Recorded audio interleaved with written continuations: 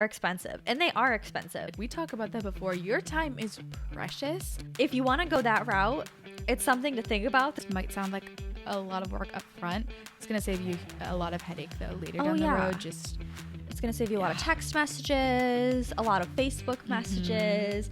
This is The Guide Gals, a modern wedding-focused podcast by the experts at Here Comes the Guide. I'm Chelsea, a designer and inspired creative who's probably racked up over 3,500 hours on Pinterest, and the friend who's going to shoot it to you straight. And I'm Caroline, a social media manager who's obsessed with dogs as ring bearers and will inevitably cry over your wedding video.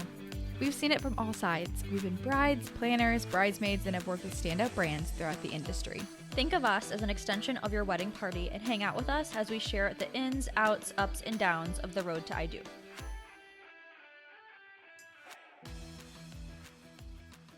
Hey everybody, welcome back to the podcast. We're super excited for another episode today that's going to be so fun, and it's all about a certain type of wedding that has become bigger and bigger recently, and that is the weekend wedding. So if you want to turn your big day into more of an extended experience, a weekend wedding or a multi-day celebration might be for you. These are trending right now, and they don't just even have to be a cultural or a destination wedding. So enter the long wedding weekend.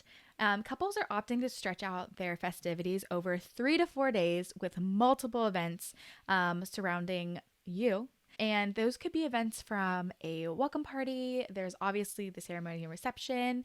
There could be a late night gig. There could be a farewell brunch. There's so many different things that could go into it. So whether you're thinking of planning a formal affair with an intimate group, or if it's more of a big bash with a more casual feel, you can make your wedding weekend whatever you want it to be. So this will be based on your overall budget, your style, your preferences, but we're going to, no matter what you're planning, mention 8 things that you're going to want to think about if you are going to opt for a weekend wedding. We also want to mention that we have expert advice in this episode brought to you by Lisa Shields, who is the COO of Here Comes the Guide, and she recently planned a weekend wedding for her daughter Kendall, so she has some awesome tips for us throughout the episode. Yeah, but before we even jump in, we have to talk about beverages of the day. What are you drinking? I am having just coffee from home from the coffee maker here, which is a machine, and with some vanilla creamer in there. It's really good. Oh, I love that. It is. I mean, mine is also very simple. Mine is a classic cold brew that I made that's very weak, which is unlike me usually. And then caramel and lavender. I decided to get a little bit crazy with it today. Ooh. So it's actually pretty good. I feel like, I don't know, sometimes lavender is too much for me, but the caramel is giving it more of a like rich flavor. I think that's an awesome combination. There is, fun fact, a coffee shop that I used to go to, if anyone is in San Clemente, Southern California area, Bear Coast Coffee, so good, has a lavender caramel latte, and they like make their own lavender infused caramel or whatever. You can buy it, I know, from there sometimes. I know it sells out really fast, but really good combination. So yeah, I'm a fan. No, I'm surprised. I'm really enjoying it. Do not be surprised if that becomes a new regular for me. It should be, I think. Perfect. So the first thing that you're going to want to think about is finding a venue that will host a wedding weekend. So we believe that the best wedding weekends happen when all of the guests are staying on site. That is the best case scenario. But if you can't stay on site on the venue, keeping them as close to the venue as possible with super close accommodations is great. Convenience is going to be key, especially if you're hoping for all or a lot of your guests to attend lots of the different events that might be happening spanning your weekend. It's also a huge bonus if there are recreational activities at your venue or attractions nearby. So think along the lines of like campground venues, retreats, hotels, resorts, inns, lodges, lakefront properties.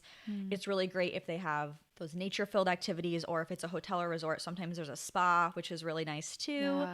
So, but yeah, if there are lots of things to do, it's great. Oh, yes, I know. I love the excursions end of things, but you do want to keep in mind that if you're doing something that is more adventure kind of styled, outdoor, rugged, off the beaten path, whatever it is, you do still want to make sure it's accessible for people. So like if your sweet dear grandmother is in a wheelchair, you want to take that into consideration. Now, granted, like she doesn't have to do all of the events, but just something to think about as you're choosing a venue. Yeah, that's a really good point. Also, if your guests aren't all staying in one location, you'll want to consider possibly setting up a hotel room block with accessible transportation. So, a lot of venues will offer some sort of shuttle service to and from. Like close accommodations to and from the venue. You can also search for local options. Just make sure that whatever you choose here, you're listing them on your wedding website or your printed agenda. One thing I do want to mention too, as we mentioned at the top of the episode, our CEO Lisa is going to be giving us some tips throughout this as well. But the venue that she'll be talking about is one that Chelsea and I have actually been to. So this is where we go for our full company retreat. So we know what the venue is like that she's talking about, but to give you a little bit of context, it is a lakefront. It is kind of outdoorsy. It is a place that has on-site accommodation, so we do stay there. We're all kind of close to each other, but there are tons of activities for us to do. It's a super, super cool venue. It's so fun to be there, Really to be cool. together. Yeah, and it really does lend itself to being a great weekend wedding venue as well for all of these fun things. But just wanted to mention that because that might help give some context to what Lisa's going to talk about too. Think cozy vibes, cabin with lots of water activities, outdoors, surrounded by nature. But if you're planning a weekend wedding, it doesn't have to be anything like this, actually. It can be Right. whatever you want it to be, whatever your style is, whatever your interests are. Yeah, just something to keep in mind. Yes. Well, with all of that in mind, Lisa's first thoughts for us are that guests will not expect you to pay for lodging, but you definitely want to keep in mind what is financially feasible for your group and to make sure to talk to the venue about price breaks that they could potentially offer. It never hurts to ask for those things. But Right. also make sure that you understand how to coordinate making those accommodations. This can be really, really logistically challenging. I mean, a lot of things in the wedding planning process are, but this is a place that you really want to be clear on that so you don't end up paying for deposits that should actually go to your guests. Right. Yeah. And money is always a tricky area, but just be clear and upfront with what you expect right off the bat. Yes. I think. So even speaking about money, the next thing that you're going to want to think about for your weekend wedding is to figure out a budget, which we talk about in a lot of other episodes. And of course, it's going to apply here, but the way that it's applied is a little bit different. You're going to want to work your way backwards with your wedding weekend. So figure out the total amount that you're able to spend.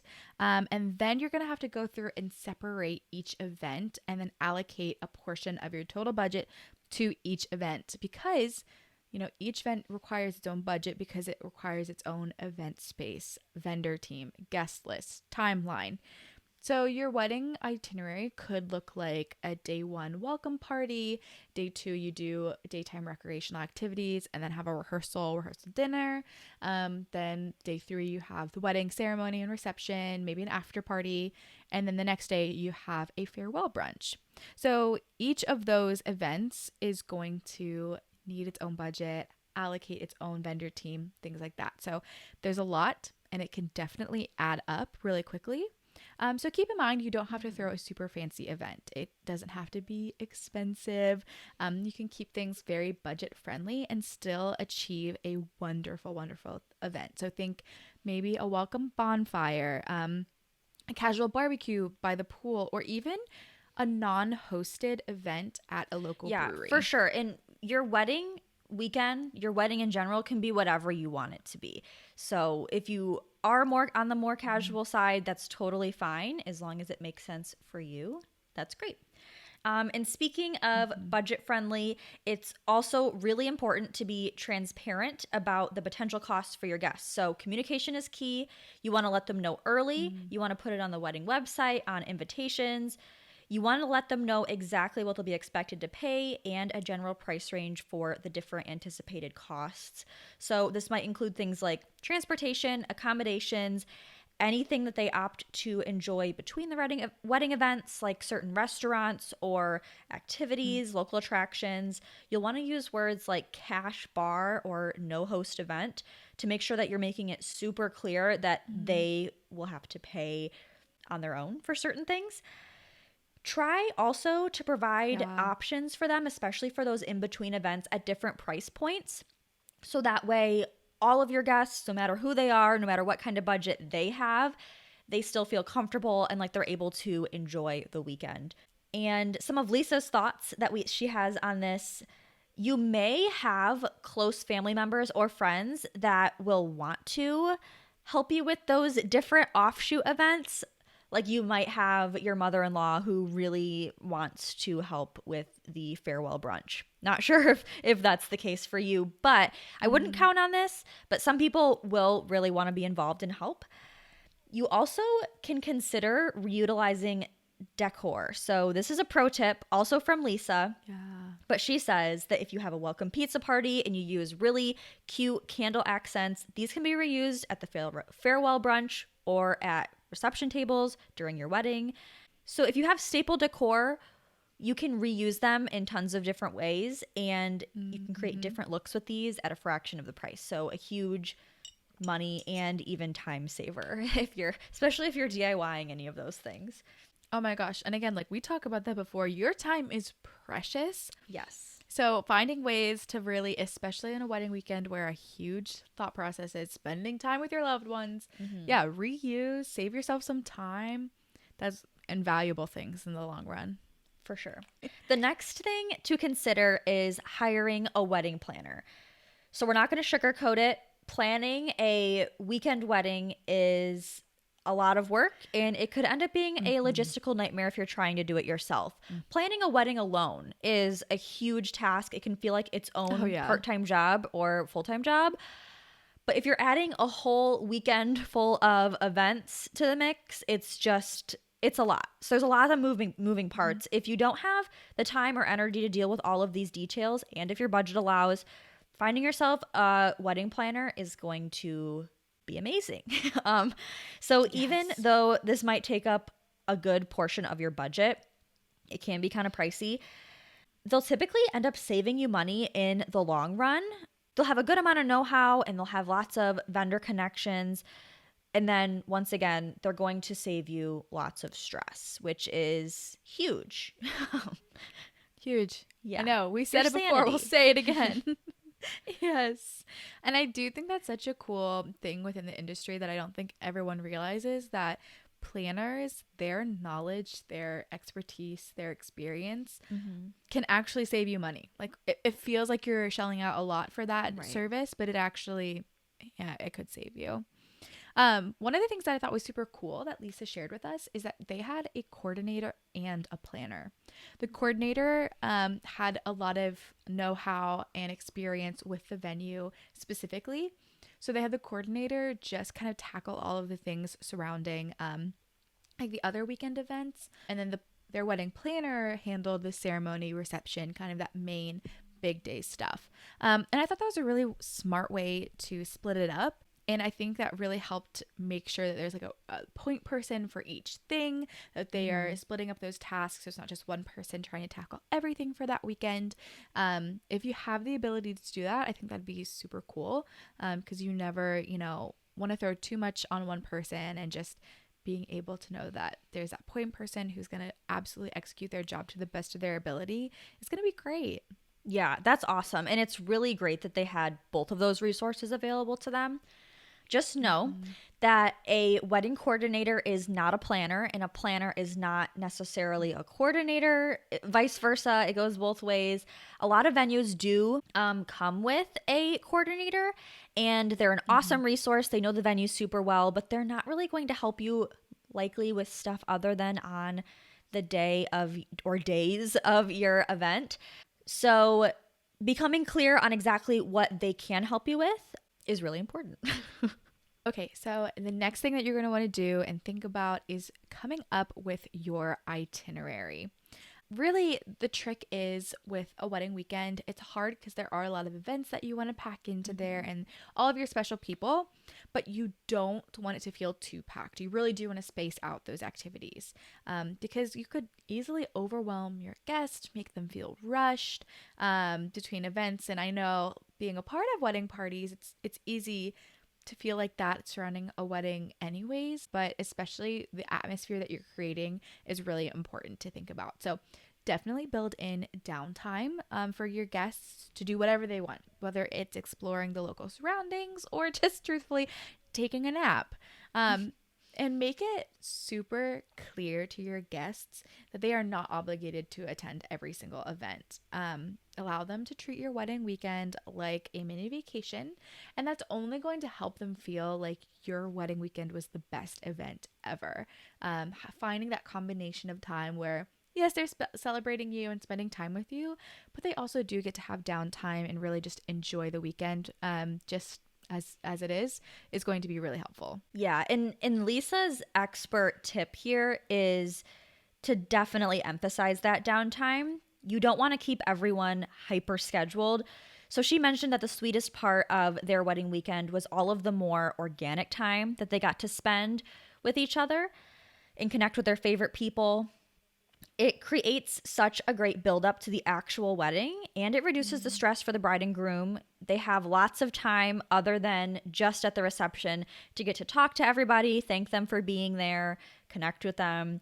So they will have already had a lot of FaceTime with all of their guests, so that's really nice. And I mean, if you think of any vacation that you've ever taken with your family or friends, it's usually like the best memories are made when you're just chatting or hanging out. So Yeah, yes. keep in mind Oh that my that's gosh, I probably totally the agree. experience that you want to like foster for your wedding weekend. Right, right. The next thing to think about is to get detailed on your wedding website. Your wedding website is the digital home base for all of the things related to your weekend, from the itinerary to the dress code for each event to the travel, accommodation details, even suggestions on what to pack. You want to get super detailed on this. So it might seem like common sense for some of the stuff, but you want to get as granular as possible. You want guests to feel super well informed and ready for the weekend. I love the idea of a packing list, like I mentioned just a second ago. Guests will need to know if they need a swimsuit, if they need a jacket, if they need hiking boots. You want to make sure, especially since they are coming for a bit of an extended time, that they know exactly what they need to pack, what they need to expect. It's also a great idea to lay out some things to do in that off time, such as like local attractions or local restaurants, bars that you'd like to suggest, sightseeing spots. So while some people might want to use downtime just to rest or to do kind of nothing, some people might want to be a little bit more adventurous and you want to give them things to do. So Lisa's thoughts for us here kind of have to do with more of that organizational kind of thing. So on a lot of wedding websites, they can really customize your RSVPs down to the specific events. So maybe not everyone is invited to everything, and that's okay. And people's schedules will vary so much that maybe they can't make it to the welcome party, but they can make it to the farewell brunch. And then maybe another person, it's the opposite. You are able to really customize your RSVPs to specific guests. So definitely utilize that, because when you're planning for all of those ancillary events, you also want a really detailed list of who's going to be there, guest count, and things like that. So right, that's there's so a lot nice. of resources. Yeah, yeah. And I mean, we talk a lot about organization and just being clear, like clearly communicating with your guests. Oh, we love it. And there's a lot of different applications you can use even outside of a wedding website. So one of the apps that we recommend is called CalUp. And you can also organize your guest list and RSVP things in there, even down to the point of, okay, the farewell brunch is going to start soon. You could send out a reminder, or if someone left something at the welcome bonfire, you could send a note to all of the attendees and just say, hey, who left their green Patagonia jacket? Whatever it is. Yeah, that's super nice. It's a super cool application that you can use. And I think it's especially a good thing to use for wedding weekends, keeping things super detailed, organized, and you can even share photos in there.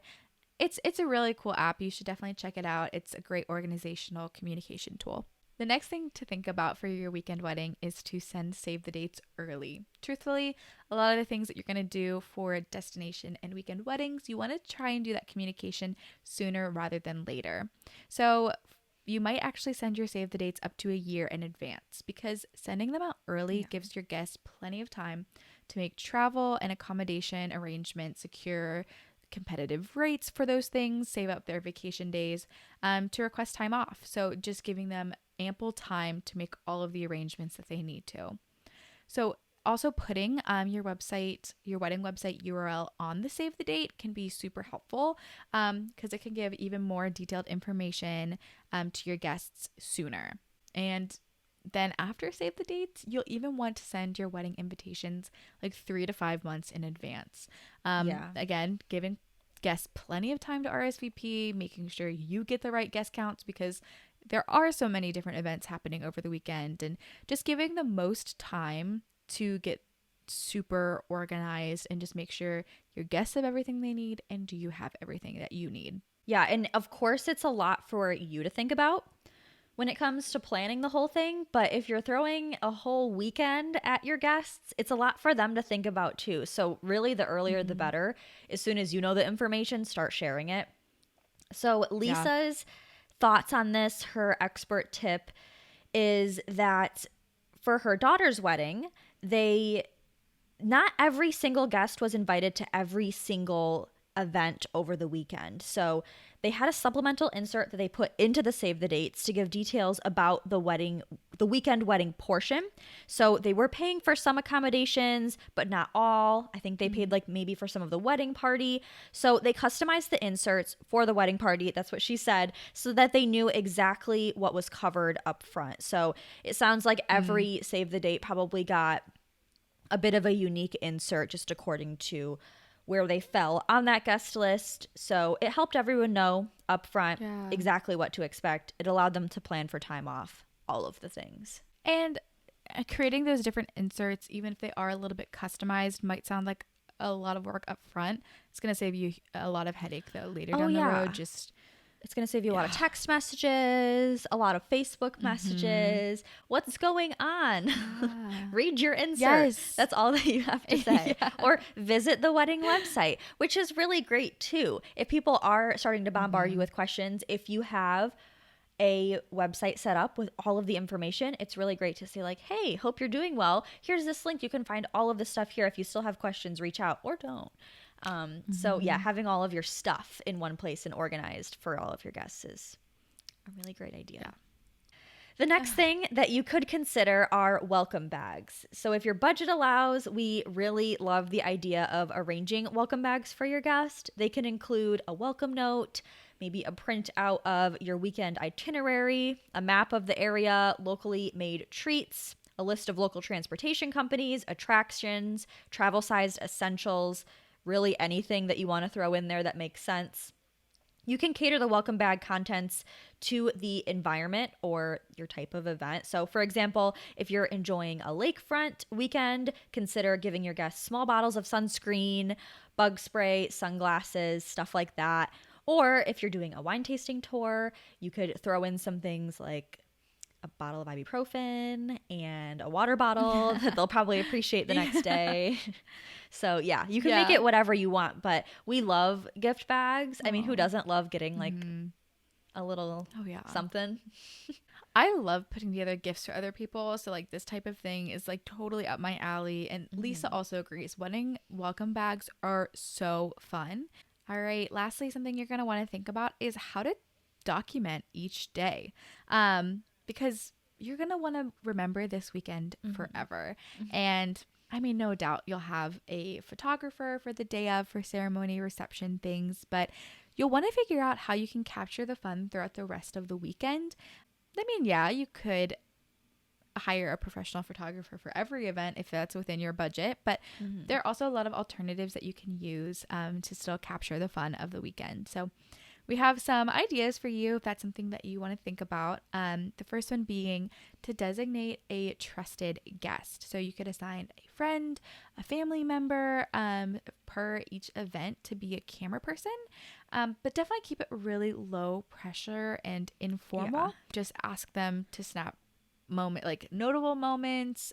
You don't want them to like stress out of Right. like They're not I going to have to capture things anything perfectly. good if they're like freaking out about it either. I mean, So I wouldn't. yes, yeah. If you put pressure on them, yeah, then consider all of the photos to be just kind of duds. But if you just say, hey, really important for me to capture some of these things, I really trust you to do this, or I think you have a good eye for those things, they're going to be able to find some really fun, authentic, perfect, or maybe some like not so perfect moments, but they'll be so personal. And I think that's really what's important in capturing these moments. You can also promote a wedding hashtag. Now, if you are like me and for a while was like, okay, what the heck are wedding hashtags, or like, why do they still exist? I think it is still a good thing to have a wedding hashtag, because people who post on social media, if they post a photo, tag you in a story, They're actually or so post. nice to find stuff. Yes. Yeah.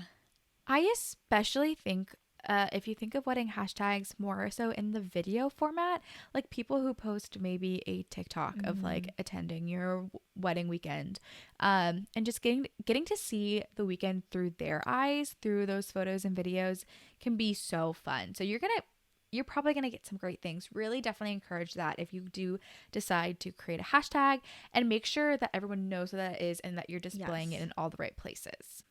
Put it on the website, the RSVP, or save the dates, Signage, and if like you have, maybe like, a even make an sign. insert. Yeah. Yes, at like each event, reminding them, or put it in the welcome bag, like as an insert. Like, this is why we That's a have good the idea, wedding too. hashtag. Like, make sure you use it. I think that's a good way to try and get your guests kind of are doing some of the legwork for you there, but it's also just super fun to see it through their eyes. Yeah. Agreed. There's a few other ideas too that we have. So you can use a wedding photo app. So there are a ton of photo sharing apps out there. You can just Google wedding photo apps. You'll see what we mean. But they're all built to collect the photos that your guests capture. So you can share your personalized QR code on wedding stationery or signage for your guests to easily scan and upload straight from their phones. So similar to a hashtag, but instead of them being, all across the internet, they'll be all organized in an app for you. You can also think about providing disposable cameras or Instax cameras. So you could purchase several disposable ones, or the Instax ones, like I said, and just leave them around at the various events. You can encourage guests to use them, of course, too. You can also rent a photo booth, which is a really fun idea. It's kind of like a retro thing that you can throw into the mix. So they're always a I hit. love that. You could consider renting one for one of these specific events throughout your weekend. I also know that a lot of venues will have one, or have like a preferred photo booth vendor that they recommend. I know they're a popular option, so something definitely to consider. So Lisa's thoughts on this are that she wishes that they had more documentation of their welcome event that they had. She also says that she really likes the photo app idea and the Instax idea. She also mentions that they're expensive, and they are expensive. So if you want to go that route, it's something to think about, that is like really an added expense. And yeah. also, you'd probably want more than one. So you'd probably have to purchase several cameras, which is expensive. Then the film is like a whole other thing. They're so cool. And the magic Yeah. of them is that you take the picture without knowing what it looks like, before it prints out. But especially right. if the guests didn't buy the expensive film themselves, there's probably going to be like a lot of throwaways. So, yeah. Yeah, Something to it can rack up the consider. cost a lot. Yeah. Yeah. That's actually something that when we were thinking about for our wedding, of like how we wanted to document things, and how we wanted to do a guest book, we actually bought the Instax film printer. So you could connect it to your phone and print out a selfie that you snapped or something like that, and then print it out on the printer, and then slap it in a guest book, sign your name to it. And that was great because, like you said, For the normal cameras, you're just kind of like crossing your fingers that it's going to end up Right. looking good and that you didn't blink or that you don't look like a ghost and like are all washed out. But And that you is actually the get magic to, of it. But it that is is such a good but idea for us. with the printer. Yeah. We're like, we don't want to waste the film. Like, people will know the picture looks good. Then they'll already have that picture on their phone and then they can keep it forever. Yes. But then we get these cute photos that look like Polaroids, that have that like film look, but on a like cheaper, more, I don't know what word I'm looking for. Just like, they're going to do it right the first time. Right. Kind of thing. No, that's a good point. Lisa also mentioned that someone should totally start an Instax camera rental company. Maybe it exists already, but if it doesn't, someone take that idea and run with it, because that is a really good idea. Because if you did want to opt for the actual cameras, which are really cool. So say you purchase 5 cameras.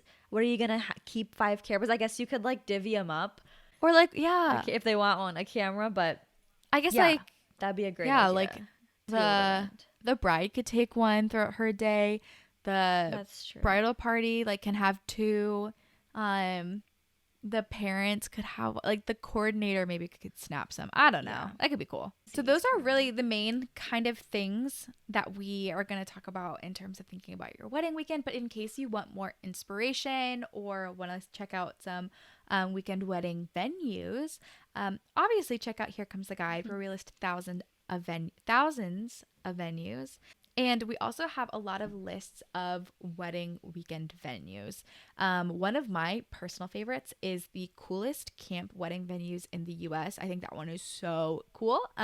You can see them all over the U.S., but also there are lists that we have that are area specific. So I think we have Chicago, Texas, Nashville, Connecticut, New Jersey, lots of different options. So if those are areas that you're looking in and you're thinking about a weekend wedding, definitely check out those things. Definitely check them out. Those articles are super well put together, easy to navigate.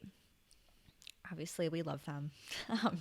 Or if you just want to look at some pretty pictures, those lists are also in so good. Yeah. So thank you for hanging out with us today. We really think every episode's fun. So this was a fun one too. So if you and your partner do end up planning a weekend wedding, please let us know. You can share with us on Instagram. We would love to see what you guys end up doing. You can find us on Instagram at The Guide Gals Podcast. You can watch us on YouTube at the Here Comes the Guide YouTube channel. You can find us on Apple Podcasts, Spotify, or wherever you get your podcasts as The Guide Gals Podcast. And lastly, you can visit our website where we have all kinds of stuff. It's theguidegalspodcast.com. You can visit our show notes. We have show notes for every single episode that we make, where you can explore further details, get more information. We also have planning resources, and our full episode library can be found there too. Also, if you want to reach out to us at all, chat, if you have any questions or episode suggestions, we would love to hear from you. You can always reach out on our Instagram, but we do have a contact page on our website where you can reach out to us there too. And I know maybe it does sound cheesy that we're like, hey, reach out to us, but like, we legitimately would love to talk to you. Like, the whole reason for us building this podcast and chatting with you every week is because we want to walk alongside you in this process. So really tell us your thoughts. Like, do you have questions about this? Do you just want to share your wedding? Do that, because we would love to see it. And whether that's through social media or through our website, whatever works for you works for us. Yes. Talk to us. We'd love to hear. We love to talk back. So yeah. Okay. Again, like we said, we love this episode. It's so fun. And we have lots of great episodes coming up in the future where we just get to share a ton more. So excited to chat with you then. Yeah. And invite us to your weekend wedding. We'll come. Happily. Send us an invite. We'll be there. We will. All right. Until next time, or until your weekend wedding. Cheers. Cheers.